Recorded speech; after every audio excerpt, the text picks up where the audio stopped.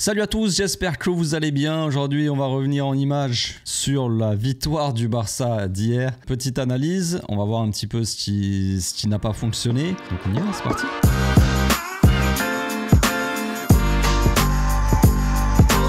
Au passage, n'hésite pas à nous rejoindre si c'est pas encore fait et à partager la chaîne autour de toi, ça fera plaisir à tonton. On va commencer comme d'habitude cette vidéo analyse avec quelques petites statistiques. On voit ici les expected goals, le cumul des expected goals. Donc on voit la courbe en bleu, c'est celle du Barça et en rouge, c'est celle du Rayo Vallecano.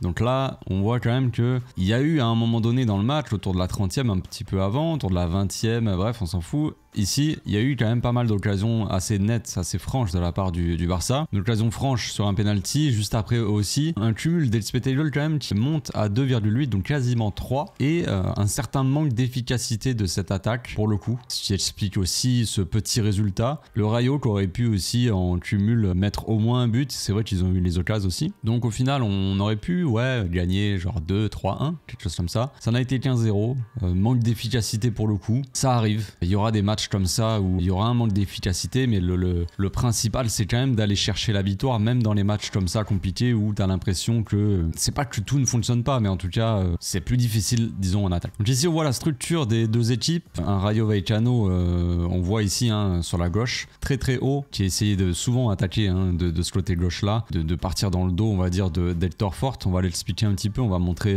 au moins une séquence là-dessus, vous expliquer un petit peu aussi pourquoi Hector Fort a été un petit peu dépassé. C'est pas uniquement de sa faute, je pense.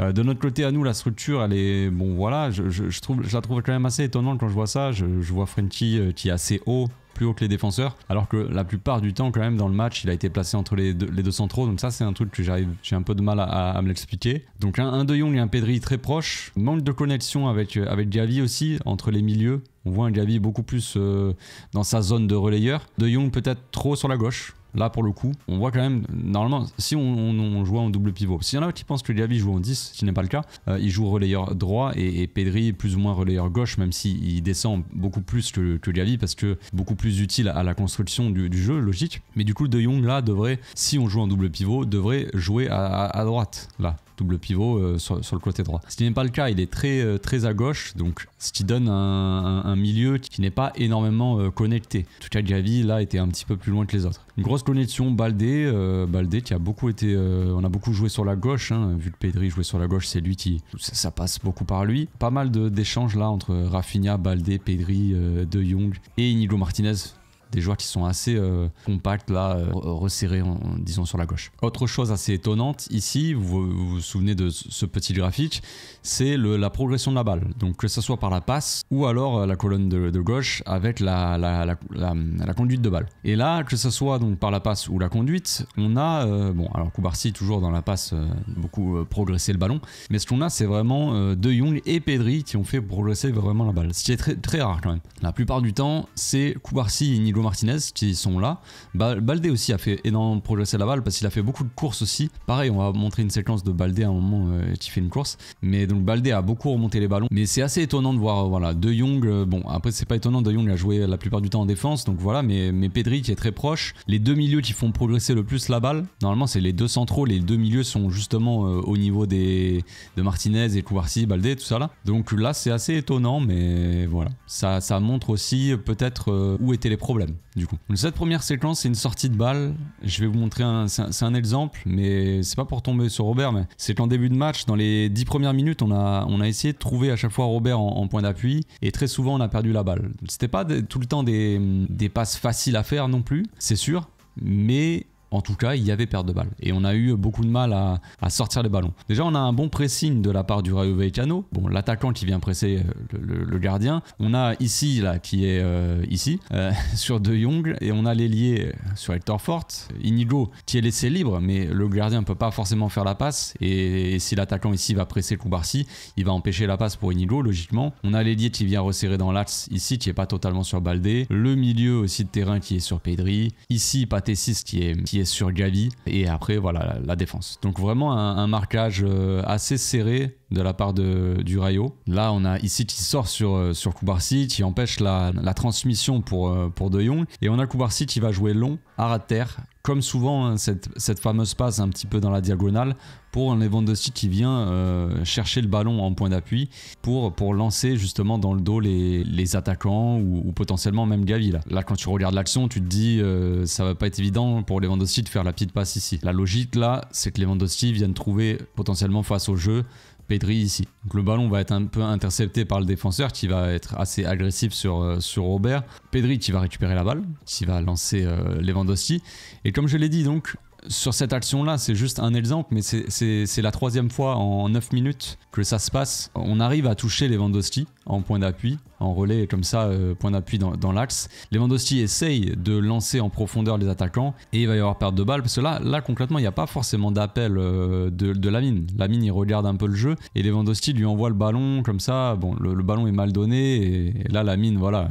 Mais on voit la réaction et on voit la réaction même de Lewandowski qui est pas trop content, mais je sais pas s'il est pas content de lui ou quoi, mais t'as Baldé aussi là, qui lève les bras, genre il voulait recevoir le ballon. Bref, des joueurs un petit peu frustrés peut-être, ils ont du mal à sortir le ballon. On a un Rayo Vallecano qui est très agressif, qui presse très bien. Mais voilà, on a un peu de mal à sortir les ballons avec Robert. C'est pas la première fois. C'est pas pour lui tomber dessus, c'est juste en fait un constat. Ce sont des faits très clairs en fait. C'est à chaque fois on me dit ouais t'abuses sur Robert Lewandowski, mais les points faibles de Lewandowski c'est dans le jeu. Robert quand il s'agit de marquer un but devant les cages, généralement il va pouvoir les mettre. Quand il s'agit de mettre un penalty, ça aussi, Robert il est très fort dans les tirs au but, il y a pas de problème. Quand il s'agit de venir le toucher comme ça au milieu et qui doit se retourner et distribuer et faire le jeu et lancer être à la baguette presque de lancer les attaques par la passe, bah c'est pas là qu'il est le meilleur Lewandowski, loin de là. C'est pour ça que moi j'ai un petit peu de mal et que j'aimerais plus voir un Dani Olmo en faux neuf comme je l'avais dit dans l'avant-match. Et on m'avait fait la remarque, t'abuses Robert doit jouer tout ça. C'est pas un problème que Robert joue, mais le problème il est là le problème. C'est ce que je montre là. C'est que quand on joue contre des équipes comme le Rayo Vallecano, c'est encore plus dur de garder cette possession, encore plus dur de sortir les ballons quand tu as Robert en attaque plutôt qu'un Dani Olmo qui va être meilleur tout simplement techniquement, tout ça, dans la conservation de balles, pour faire des différences, pour lancer les attaques, faire des passes, se retourner rapidement. On a vu les contrôles orientés de Dani Olmo hier. C'est juste un constat quoi. Séquence de pressing de la part du Barça, un pressing qui va échouer, une sortie de balle assez intéressante de la part du Rayo Vallecano. Donc là ce qu'on a concrètement, c'est ce qu'on a durant toute la saison. De toute façon c'est pas nouveau, hein, même si c'est Héctor Fort qui est là, même si c'est De Jong, en début de saison c'était Casado, mais c'est à peu près les mêmes choses qu'on a. On a ici, bon là, sauf que là c'est Lewandowski qui vient presser d'habitude c'est plus Rafinha. Mais bref, là ils ont échangé entre les deux. On a Lamine Yamal qui vient presser le central et ici on a le latéral gauche du Rayo Vallecano. Ici on a Palazón, on a Gavi donc qui vient presser Pathé6, c'était un peu son joueur au marquage. Et là on a Pedri dans cette zone là et donc on a De Jong qui vient à l'intérieur de la défense en fait ici pour marquer on va dire l'attaquant. Tout simplement. On a l'ailier ici, l'ailier droit et en bas l'ailier gauche du Rayo Vallecano et les latéraux qui sortent, on a Baldé ici, on voit les latéraux qui viennent presser les latéraux adverses. C'est tout le temps ce qu'on a depuis le début de la saison, donc ça n'a pas changé. Donc là on a vraiment une grande distance avec Héctor Fort et le latéral. On va avoir cette volonté d'Héctor Fort de venir presser donc le latéral. Mais on voit ici l'ailier du Rayo, il est très très loin et ici Palazón qui est un petit peu seul au milieu de terrain. Donc le jeu repasse par la défense et on voit Héctor Fort qui monte mais pas totalement non plus. Je pense que là, le bloc est un petit peu coulissé, on a Cubarsí qui a décalé un petit peu. Et donc là le problème ce qu'on a ici c'est que Héctor Fort on peut lui tomber dessus et dire que c'est lui qui presse mal, mais en soi en gros il a deux lignes de passe possibles et c'est compliqué pour lui s'il empêche la passe pour ici dans l'axe, eh bien il ouvre le couloir, et s'il ferme le couloir pour empêcher la passe pour l'ailier, il ouvre l'angle de passe, l'axe pour ici Palazón qui est potentiellement le joueur le plus dangereux du Rayo Vallecano. Donc il va sur le joueur mais c'est compliqué, il va un petit peu tout droit dessus, il peut pas... là je pense qu'il essaie d'empêcher la passe pour l'axe.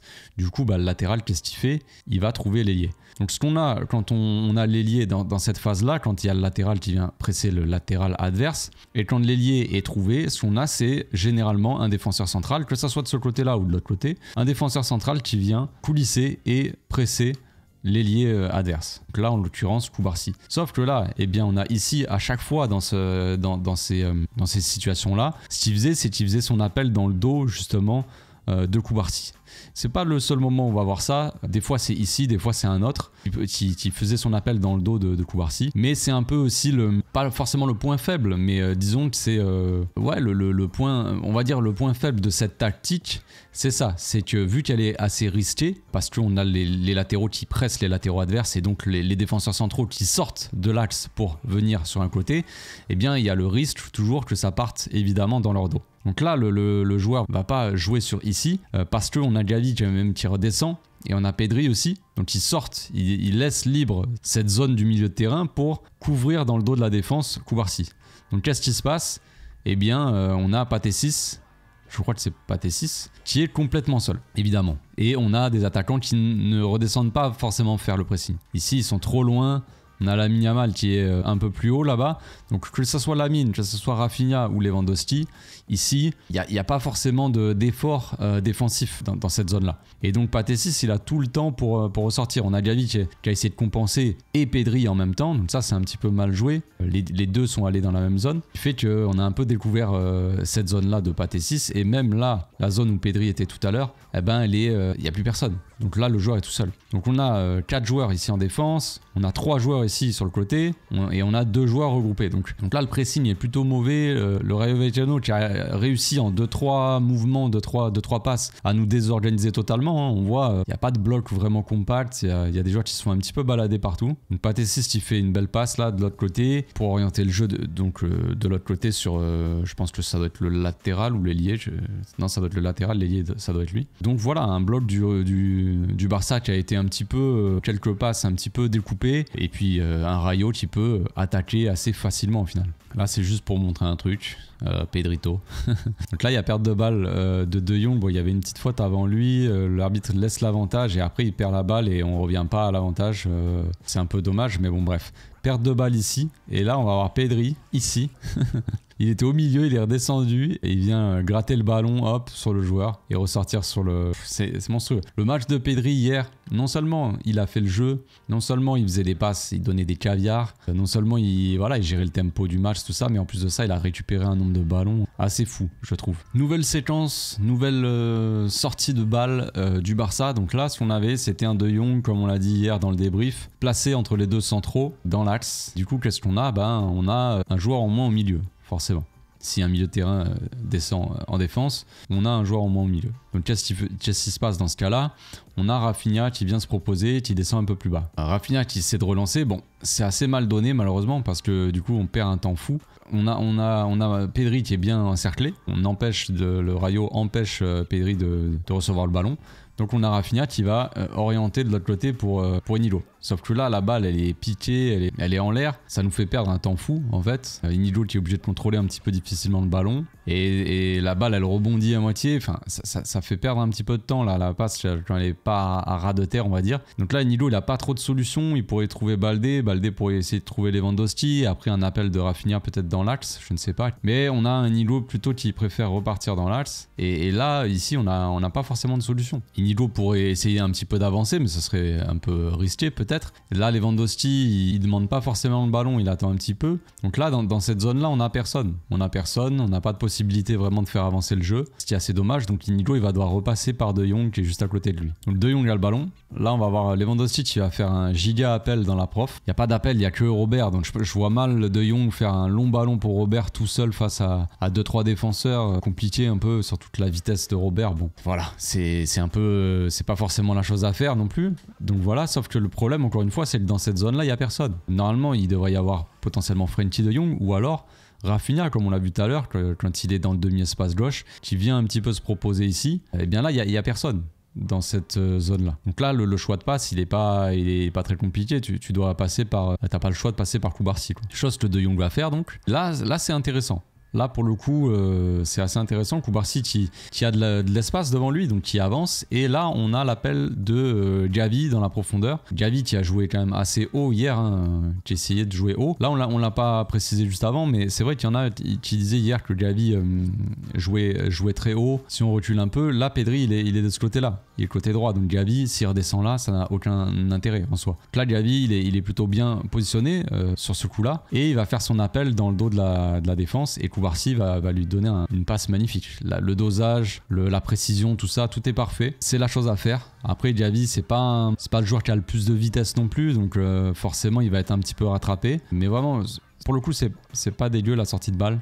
C'est assez intéressant. Bon, la passe, elle est... Là c'est assez évident le truc. On se dit, Diaby va avoir le ballon et l'a donné à Robert. Peut-être que si la passe, elle avait été un petit peu moins dosée, tu vois, un peu moins forte et un petit peu plus là, et Diaby, il aurait fait direct la passe peut-être. Là, le temps qu'il aille jusqu'à la balle, le joueur a le temps de revenir. Donc, je retire ce que je dis. La passe, elle est pas parfaite, mais elle était pas dégueu quand même. Mais bon, après, voilà, manque un petit peu de jus peut-être pour Diaby. Si ça avait été Rafinha, peut-être qu'il aurait pris un peu plus l'avantage sur...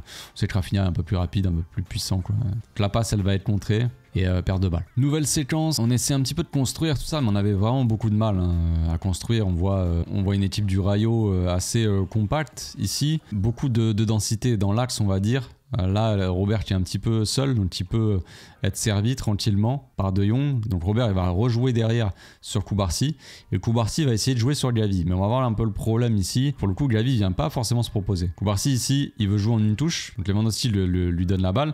Koubarsi veut jouer vite en une touche sur Diaby. Et là, logiquement, si tu fais De Jong, Lewandowski, Koubarsi, Diaby peut après jouer sur Hector Fort qui peut venir attaquer. Là on a l'ailier qui marque plus ou moins, qui est censé marquer Hector Fort, qui a resserré dans l'axe sur Koubarsi. Donc là le truc à faire effectivement c'est de venir toucher l'axe et après de venir écarter. Là tu auras un 2 contre 1. Tu auras Pathé qui est battu, tu auras le défenseur central qui va venir coulisser, qui va venir aider. Tu vas avoir un Hector Fort et un Lamine Yamal qui vont pouvoir attaquer à 2 dans le couloir à 2 contre 1. Ou alors après voilà, Lewandowski qui peut faire son appel dans la profondeur ici, si Diaby va servir Hector Fort, et le défenseur central ici il devra prendre Lewandowski. Donc vraiment on aura un Lamine Yamal soit en 1 contre 1 soit 2 contre 1 avec donc Hector Fort. Là le problème c'est que Diaby s'attend pas forcément à la passe, et que Pathé il avait déjà vu la passe. Donc là pour le coup il avait l'avantage, et il est premier sur le ballon. Très bien joué, je l'avais dit, Pathé c'est un très bon joueur de foot, franchement pas dégueu défensivement, il est assez agressif, puis techniquement il a vraiment une bonne patte et tout ça, un bon joueur de Liga quoi, je dirais. Bref, donc récupération, donc interception du joueur du Rayo. On retrouve le ballon avec De Jong qui va servir Rafinha qui vient de se proposer ici, du coup le défenseur qui sort sur lui. Ça va être intéressant parce qu'après on va voir que Rafinha va le prendre de vitesse et partir dans son dos. Rafinha qui trouve Pedri ici en relais dans l'axe, qui vient se proposer. Pedri, bon, la magie comme d'habitude. Pedri qui va pouvoir se retourner ici, qui va essayer de le presser, mais tu n'auras pas la balle mon gamin. Donc il peut se retourner tranquillement face au jeu, et là on a Rafinha qui fait vraiment un très bon appel, hein. On sait que Rafinha, les appels c'est sa spécialité. Quand il se propose, le défenseur le suit, et une fois qu'il sert Pedri, eh ben là il déclenche son appel et il va prendre de vitesse évidemment le défenseur.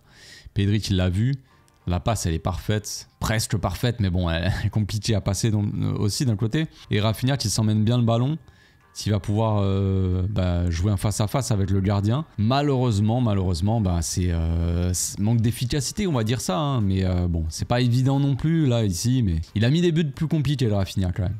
On va pas se mentir, les buts contre le Bayern et tout, c'était des buts un peu plus compliqués, mais celui-là, voilà, hein, le gardien fait un bel arrêt, il repousse. Malheureusement, Robert n'arrive pas à reprendre le ballon. Bref, donc manque d'efficacité, manque un petit peu de réussite. Mais là, pour le coup, c'était assez intéressant, cette petite... on a réussi à trouver Rafinha qui redescendait pour le coup, mais qui arrivait à trouver rapidement Pedri en relais dans l'axe, et qui déclenchait après derrière son appel dans le dos de la défense, qui l'avait suivi. C'est intéressant en soi. Une grosse séquence, cette fois-ci, de 1 minute. Séquence de construction, on va voir qu'on a eu beaucoup de mal. Donc De Jong qui est là de base, Pedri ici. Alors... bon, j'ai plus le contexte de pourquoi du comment, parce que en soi Pedri est censé être à gauche là de base sur le terrain, puisque Gavi est là, donc en milieu relayeur on va dire. Pedri est pas du même côté que Diaby. C'est pas logique puisque Pedri est un peu plus haut qu'un De Jong par exemple. Donc si Pedri monte, bah, il va être sur Diaby. Soit Pedri est censé être un peu plus sur la gauche. Bon là il s'est retrouvé à droite et donc De Jong ici à gauche. Là on a Cubarsí qui cherche la solution et là il y a quelque chose que je n'arrive pas à comprendre pour le coup. C'est pourquoi De Jong il fait sa course sur Cubarsí. Alors déjà il y a deux choses. Deux choses qui ne sont pas bonnes on va dire. Ça dépend le point de vue. on peut se dire ça. Mais là, Cubarsí, généralement, quand il relance, lui, il essaie de jouer long. On sait que Cubarsí, il casse souvent assez long.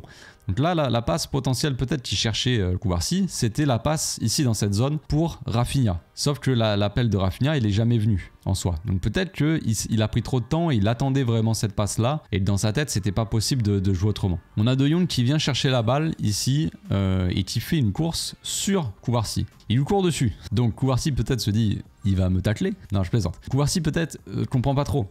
Et là, la course de Jong, bah, du coup, on a le joueur du Rayo Vallecano ici qui vient plus sur De Jong que sur lui. Il vient un petit peu empêcher la passe. Donc De Jong, lui, ce qu'il cherche, quand on recule, on le voit ici, il voit ici Pedri. Si tu veux, en gros, Cubarsí peut la donner à De Jong et De Jong peut la donner en une touche à Pedri. Ça, c'est la solution facile. On ressort facilement du pressing, là, pour le coup. Mais j'ai l'impression qu'il court peut-être trop dessus, je sais pas, ou trop, j'en sais rien. Mais je pense qu'il y a un problème de compréhension, surtout entre les deux. De Jong aime beaucoup aller chercher les ballons dans les pieds des défenseurs et on a des défenseurs comme Cubarsí qui aiment beaucoup jouer long, beaucoup casser des lignes sur les attaquants, sur des milieux qui sont très hauts. Donc là, Cubarsí, il n'a pas forcément l'habitude d'avoir son milieu défensif qui vient lui demander la balle à quelques mètres de lui. Donc il y a peut-être incompréhension, il n'a pas osé lui donner, mais je pense que s'il lui donne rapidement, comme je l'ai dit, De Jong, il peut trouver après Pedri assez facilement. Et bon, après, ça se serait resserré sur Pedri, mais on connaît la qualité technique de Pedri. Il n'y a pas de problème, il aurait pu après avancer, servir la mine, bref. Donc on avance un peu, Cubarsí est repassé par le gardien,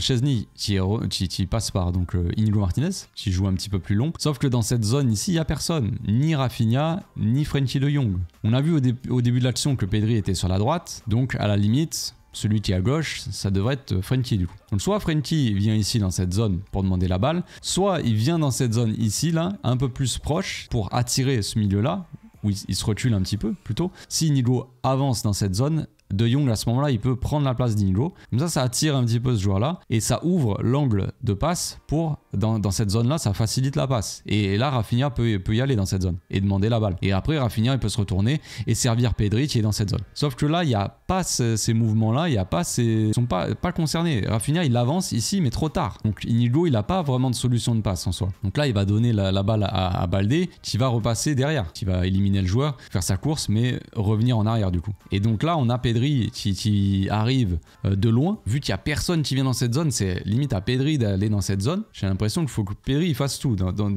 c'est un délire quand même. Donc Pedri qui se décale, il arrive au moment où c'est trop tard, forcément, c'est pas à lui d'y aller de base, et donc on va refaire coulisser, réorienter le jeu de l'autre côté. On se retrouve avec le ballon ici à droite avec Hector Fort, et encore une fois c'est Pedri ici qui vient se proposer, et là il y a un appel tranchant, là il y a quelque chose, là Pedri il va se démarquer, et c'est ça que j'aurais aimé voir un petit peu au milieu, un peu plus. Parce que Pedri, c'est un peu le seul à faire ça, à vraiment se démarquer comme ça. Il fait sa course, vraiment, il accélère et il se démarque ici. Et Hector Fort peut lui donner le ballon. Mais que ce soit Gavi, que ce soit même Rafinha ou De Jong, il n'y a pas eu ces courses-là pour vraiment se démarquer, pour faire les efforts. Je sais pas. On avait des joueurs un peu mous, quoi. Un peu lent, un peu... T'as l'impression que ça allait un peu au ralenti. Donc du coup, comment veux-tu te démarquer face à une équipe du Rayo qui presse très bien en plus. Autre séquence, dégagement de Inigo qui va trouver Baldé ici. Donc là, on va avoir une grande course de Baldé. Et je pense, manque de lucidité, manque d'expérience peut-être, parce qu'on va avoir Baldé. Alors c'est très bien ce qu'il a voulu faire. Il a voulu remonter le bloc, tout ça, utiliser sa vitesse aussi et sa puissance. Donc ça, c'est bien, mais il faut savoir l'utiliser comme il faut.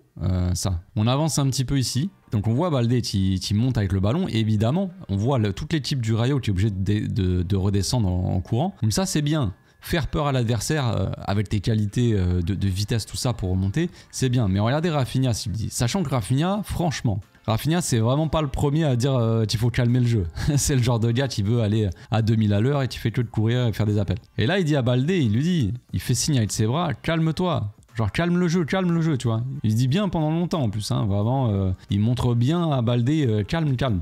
Et Baldé, il calme pas. Là, à ce moment-là, il faut aller un petit peu s'écarter. je pense pas qu'il faut rentrer vraiment dans l'axe. Là, tu rentres dans l'axe, t'as pas trop de solutions. T'es pleine course, tu seras encerclé par 3 joueurs déjà autour de toi. S'il rentre dans cette zone-là, il y a le défenseur devant lui, il y a l'autre qui sera derrière et lui qui viendra fermer l'axe. Donc en soi, bah, là, ce qu'il faut faire, c'est un petit peu peut-être avancer. Et au moment où tu sens que l'équipe, elle revient sur toi, bah là, tu reviens un petit peu derrière et t'installes cette possession-là, tu vois, où tu vas faire un petit peu tourner. Parce que là, il n'y a pas de possibilité. Baldé, il peut pas faire la différence à lui tout seul. Il y a pas assez de joueurs en attaque du Barça. Il y a trop de joueurs du Rayo. Donc Baldé qui va jusqu'au bout. Tu essaies de trouver Robert, mais Robert, il est trop loin. Comme je l'ai dit, le problème, c'est que Baldé, il est un peu esselé. Donc là, si tu y vas tout seul, bah, au bout d'un moment où tu te fais rattraper, tu vas chercher une solution. Les joueurs, ils seront trop loin de toi. Donc c'est pour ça qu'il fallait, à ce moment-là, avant, calmer un petit peu le jeu justement et revenir un petit peu en arrière, trouver un relais. Il doit y avoir Pedri ou De Jong peut-être, ou j'en sais rien, tu vois, mais installer cette petite possession. Une fois que tu as fait remonter ton bloc et redescendre le bloc adverse, là tu t'installes dans le camp adverse, tu fais un petit peu tourner, tu fais courir l'adversaire. Là on perd la balle, un petit peu de bêtement quoi. Donc perte de balle du Barça, récupération du Rayo qui va retrouver le défenseur. Lui il était pas mauvais ce défenseur, il arrivait bien à ressortir le ballon assez proprement. Donc, ce qu'on va avoir c'est...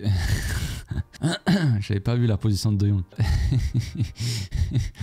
Oh, putain. Donc ce qu'on a ici c'est Rafinha, Lewandowski et Pedri qui vont presser un joueur. On a Gavi qui ici qui fait sa course pour aller potentiellement marquer Pathé 6 s'il est trouvé pour empêcher les défenseurs de sortir sur lui. On a aussi Lamine qui lit bien le jeu on va dire, qui sent que le joueur va repasser sur le défenseur. Donc il fait sa course ici pour venir presser. Là le problème c'est le Baldé ici, il a fait une course de je sais pas combien de mètres, il est remonté de sa surface jusqu'à la surface adverse et concrètement il est cramé. C'est pour ça aussi je vous dis, il faut savoir avoir cette lucidité et cette intelligence dans le jeu de savoir poser le jeu parce que là il y a une giga course de la part de Baldé, il a fait remonter le bloc c'est bien, mais il en a un petit peu trop fait et le problème c'est que maintenant il est cramé et il peut pas redescendre.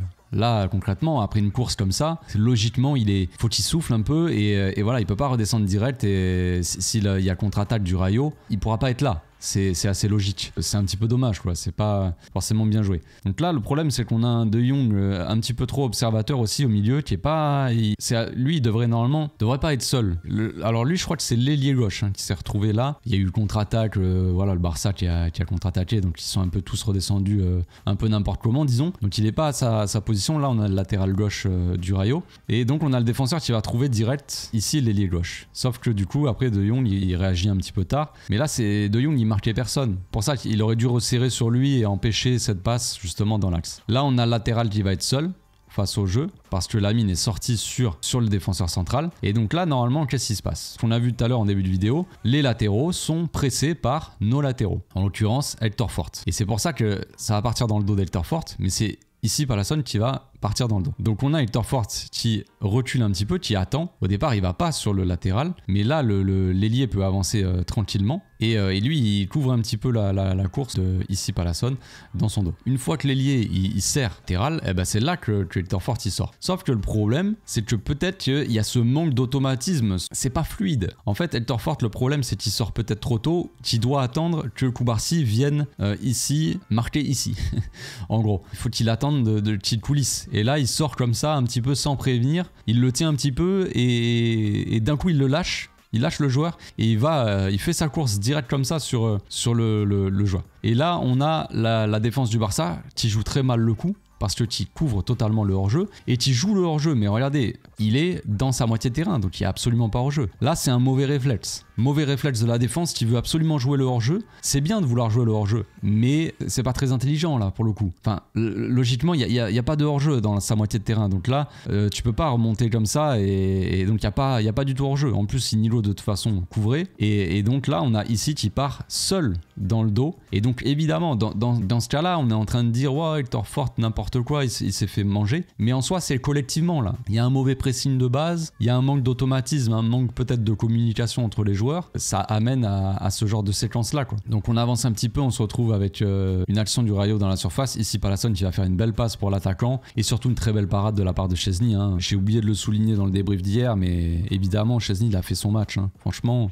il en a sauvé quelques-unes quoi. Il a sorti les bonnes parades au bon moment. C'est vrai que c'était un gardien qui était un petit peu critiqué, ses premières perfs. le match contre Benfica où il découpe Baldé. Enfin bref, on a vécu des moments assez compliqués avec nos gardiens cette saison. Que ça soit Ter Stegen en début de saison, après Inaki Peña et après Szczęsny, on savait pas trop hein, lequel était le meilleur, lequel était le pire. Mais là, Szczęsny il prend la confiance et ce qu'il montre, c'est pas trop mal. Franchement, c'est pas trop mal parce qu'il sort la bonne parade quand même, c'est pas évident. Alors, elle est pas, si elle est placée vraiment parfaitement dans l'angle, je pense qu'il est battu. Mais c'est un très bon arrêt quand même. Je veux dire, l'arrêt réflexe là, le tir est bien, et part bien. Hein. Il la dévie, voilà, il la croise et Szczęsny fait le bon arrêt. Puis après derrière, il va faire un double arrêt. Donc, franchement, c'est bien.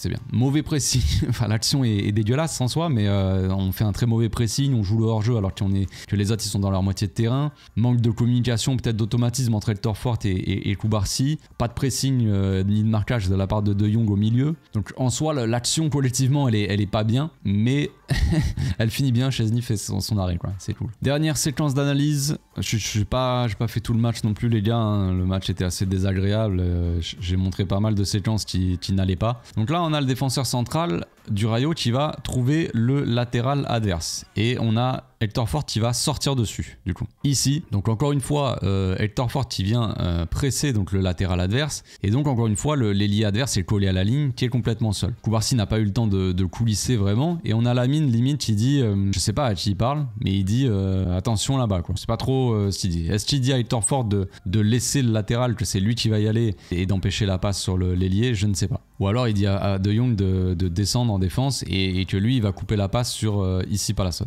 Plutôt bien joué de la part du latéral qui va feinter un petit peu la passe, qui va s'ouvrir l'angle de passe pour ici. Là, ici, qui n'est pas assez marqué de près par De Jong. De Jong, au départ de l'action, il est sur lui. Ici, quand on recule, on a De Jong qui marque ici Palacios. Ici, c'était le numéro 10 de l'équipe du Rayo. Et nous, bah, notre numéro 6, on va dire De Jong. On va l'appeler numéro 6, mais bon, bref, notre milieu défensif, c'est De Jong. Donc là, le marquage, en l'occurrence, il était là au départ de l'action, avant que le défenseur fasse sa passe. Donc là, on a le latéral, on revient, qui va donc servir ici Palacios, qui est un petit peu laissé, il y a trop d'espace. Il a réussi à se démarquer assez facilement. Il a fait 2-3 pas en arrière et il est démarqué quoi. C'est assez dommage. On a un manque d'agressivité peut-être, un manque de concentration dans le marquage, j'en sais rien. Mais ce qui donne ça, c'est assez facile pour lui de se démarquer, de pouvoir lancer assez facilement donc l'ailier qui est seul. On sait que la qualité de passe de ici Palacios elle est bonne, voilà. Donc encore une fois, on va dire évidemment que qui c'est qui a laissé seul l'ailier, c'est Elterfort,